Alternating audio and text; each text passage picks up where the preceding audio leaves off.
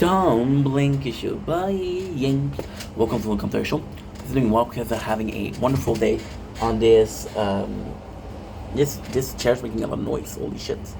On this 28th July 2025, today we're talking about Walking Dead again, and this is part two of how it changed everything. So you guys know that this sort of theory changed everything for me, the way I view things, even the comic in itself, ask made me ask myself questions like, what would I do? Would I kill somebody to sacrifice somebody to save myself? Would I do the moral thing? What was moral? What was the good and evil? And then did I have a chance? Did I have a choice if I did the good thing? So all of these things for me were quite important, and this is why we start talking about Walking Dead. Now, the most insane thing is, nowadays you guys know that cable TV doesn't do it anymore. Uh, Most show on Netflix are TV series, right? And right now, what we're doing is we're watching Lost. Lost is a great show. In Lost, I'm in heaven because it's a great show. There's a lot of content. I get to recap it. I get to review it. So I'm quite excited about that. However, it's not only like, hey, I thought about it. It's, you know what? I saw Walking Dead. This is how I felt.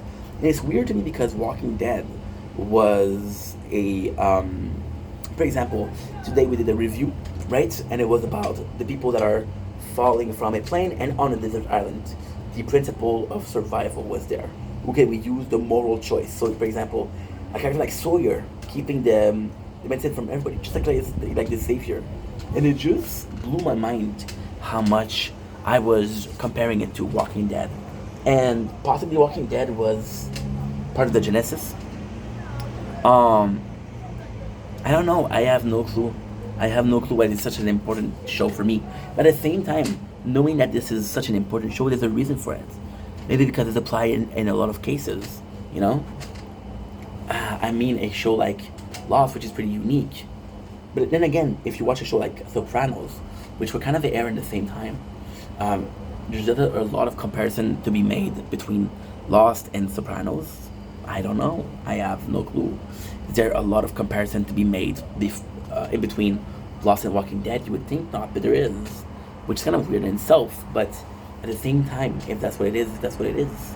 To me, it's such a beautiful thing because knowing that a show directly impact your critical point of view is amazing. Is amazing. The show Lost, I am so excited.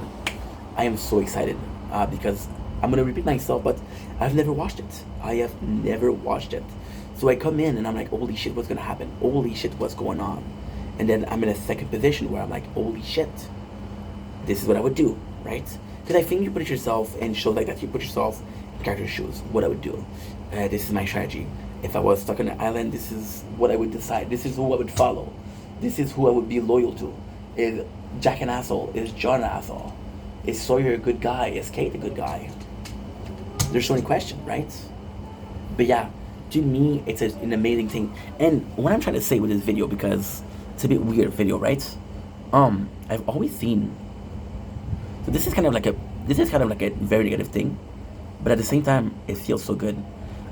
You always see people that are movie film, and what they're doing is they're gonna see. Oh, phone is too hot. What they're gonna do is they're gonna see a show and say, yeah, but they did it in other show, it was better. Or if you watch the movie of this movie, they did better, right? And I always found these people like, why even watch it? You're not enjoying yourself. And then I'm putting myself in this position, right? And you have to generalize things, right?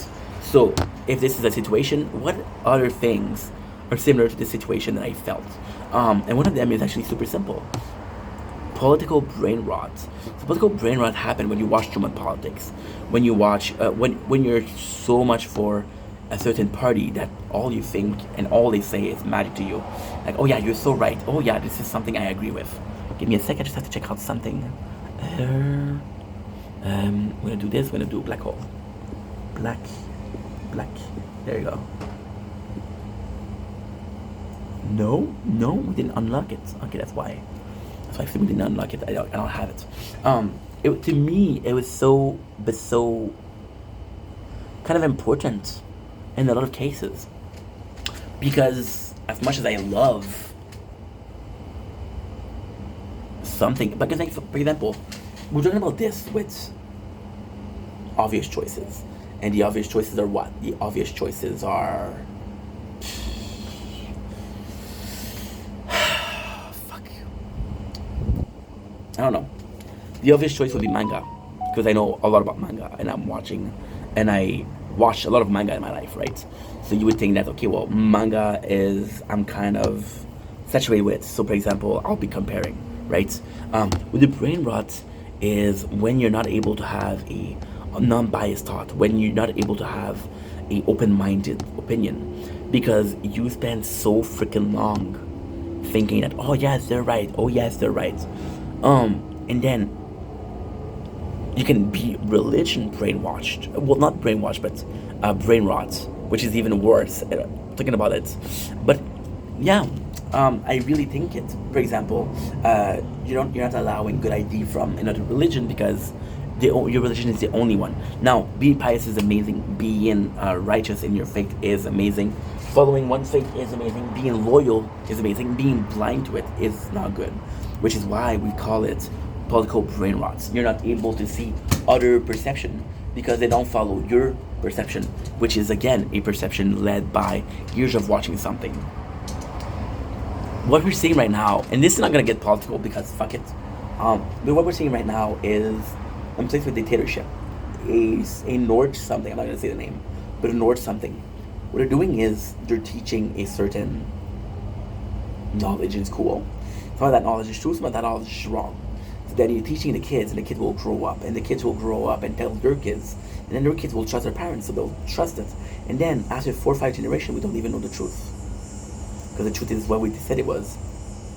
It's not a big problem, it's not a big deal. But when you watch a series, that's kind of it. The Walking Dead brain rot us into seeing a show like Lost. You know? I don't know, I have no clue. And it sucks because Lost is such a great opportunity. I'm so glad I will get to watch it. But a couple of videos as to why I'm glad, but long story short, one of the great show. It's a finished show.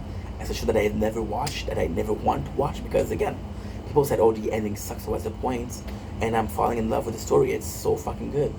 It's possibly one of the first shows that people was binge watching. See, and Lost has this quality to it. I was talking about the golden age of TV. So the golden age of TV series, in my opinion, was 2010, 2005, 2010. Why? Because you had on TV, you had Breaking Bad, you had Game of Thrones, and you had Walking Dead. They were amazing. You know, they were in their prime. But before that, you had what? You had Sopranos, you had Lost, which were also good, you know? So it's such a...